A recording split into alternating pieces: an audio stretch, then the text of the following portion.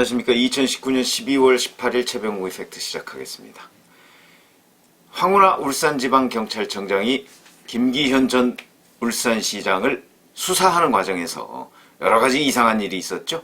2017년 10월에 송병기라는 사람이 청와대에 제보라고 하면서 뭔가 문건을 전했고, 그 문건이 A4 용지 4장짜리, 그것을 그냥 내려보냈다고 했는데 백원호 전 민정비서관이, 근데 그게 아니고 고민정 청와대 대변인은 부분 편집을 했다고 하는데, 바로 이 문건을 검찰이 확보를 하고 있다는 겁니다. 무슨 얘기냐면 송병기 당시 그 전 국장이죠. 전 국장이 그 청와대에 제보한 문건, 그 다음에 청와대에서 울산경찰청에 내려보낸 문건, 그 두 가지를 비교해 보니까 많이 다르더라.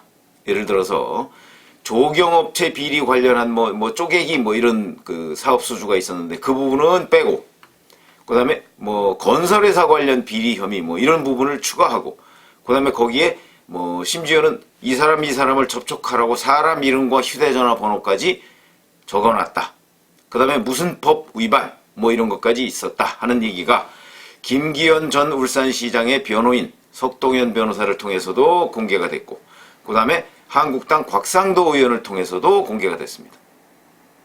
이 얘기는 청와대에서 부분 편집이 아니고 상당한 정도로 손을 댔다 하는 얘기가 되는 것이겠죠. 그거 이상하죠. 그 다음에 2018년 1월 달에 송철호, 송병기, 그 다음에 청와대 장모 행정관, 선임 행정관, 이 세 사람이 청와대 앞에서 만납니다. 이것도 이상하죠. 물론 청와대는 공약을 설명하기 위해서였다고 변명을 하지만, 공약을 그 당시에는 후보로 확정된 것도 아닙니다. 그냥 예비 후보 단계인데 예비 후보한테 청와대가 그런 정도로 맞춤형 서비스를 제공한다는 얘기는 제가 처음 들었습니다. 거짓말이죠. 그것도 이상하죠. 그 다음에 2018년 2월 달에 이철성 경찰청장이 황운하 청장한테 전화를 해서 그 김기현 시장 수사하고 있는 모양인데 좀 보고 좀 하시오. 그러니까 보고를 거부했다는 보도가 있었습니다. 청와대하고 찌꺼렸다는 얘기죠. 그 다음에 6월 지방선거까지 무려 8차례를 이 수사 관련한 보고를 합니다. 이거는 경찰청이 공식적으로 확인한 거니까요. 그 다음에 중간중간에 청와대와 또 흔적들 여러가지, 그 직접 송병기 당시 이제 송철호 캠프의 특보죠.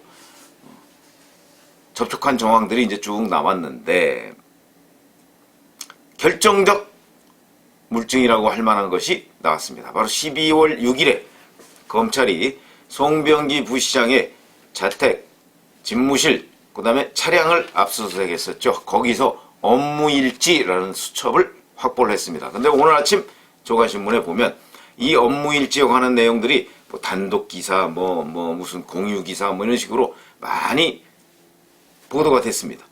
그 내용은 업무일지에 있다는 내용입니다. 있다는 내용. 우선 그걸 좀 소개시켜 드리겠습니다. 왜 그러냐면, 제가 앞부분에 이상한 그 울산경찰의 이상한 행동들, 수상한 행동들을 말씀을 드렸죠. 이걸 설명하려고 하다 보니까 하명수사인데, 그러면 도대체 하명수사라도 이렇게 당정청이 일사불란하게 움직일 수 있나? 이런 느낌을 갖게 되죠. 이런 의심을 갖게 됩니다. 그 의심을 해소시켜줄 단서가 바로 송병기 부시장의 업무일지 수첩, 거기에서 나타났다. 이런 얘기입니다. 이걸 보면 울산경찰이 왜 그랬구나 하는 걸 짐작할 수가 있습니다. 물론 송병기 부시장의 업무일지이기 때문에 자기의 기대를 반영해서 써놨을 수도 있습니다만, 그 중에 우리가 팩트라고 생각하는 부분을 제가 말씀을 드리겠습니다. 바로 2017년 10월 달입니다.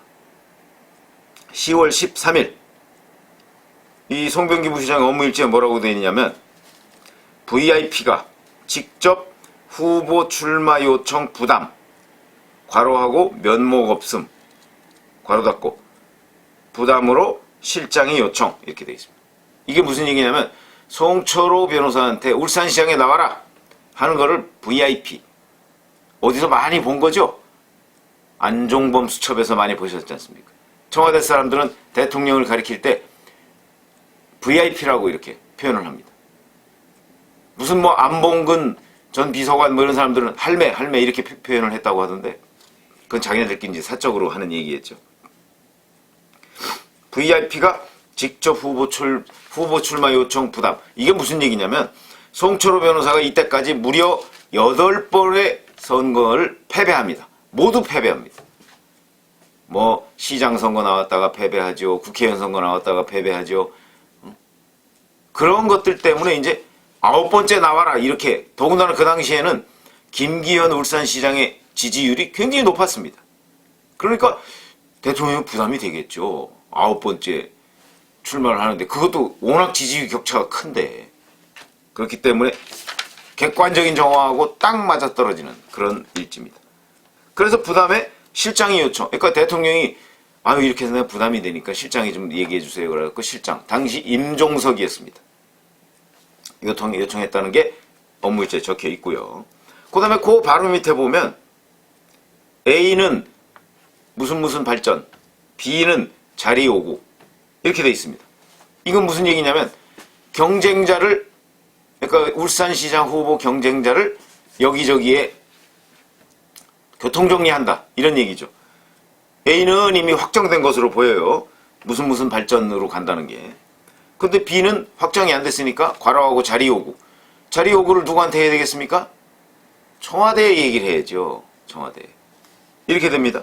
그리고서 11월 초에 보면 이때 이 자리 요구를 했다는 사람. 송 장관, 그 다음에 B씨 건 이렇게 메모가 되어 있습니다. 그러면서 중앙당과 비해치, 청와대, 비제거, 그리고 화살표하고 송 장관 체제로 정리. 그러니까 A와 B, 송 장관은 뭐냐면 송철호 변호사를 얘기합니다. 왜 장관이라고 하느냐면 국민고충처리위원회 위원장을 했었거든요. 그게 장관급입니다. 그래서 아마 자기네들끼리 이렇게 부르는 모양인데. 그러니까 경쟁자 두 사람을 제거한다. 그 다음에 또 11월 9일에 보면 시의원 발언. 이게 민주당 시의원입니다. B씨를 움직일 카드가 있다고 조국 민정수석이 얘기함. 이라고 적혀 있습니다. 그러니까 시의원이 조국 민정수석한테 들으니까 이 B라는 사람이 자리 요구를 하는 이 사람을 움직일 카드가 있다. 그러니까 아마 뭐 비리를 잡았다 뭐 이런 얘기로 느껴지죠. 그런 게 이제 여기에 또 적혀 있고. 또 하나 2018년 작년이죠. 작년 3월 달에 보면 이렇게 적혀 있습니다. 2018년 3월 비해치 회의 이렇게 적혀 있습니다.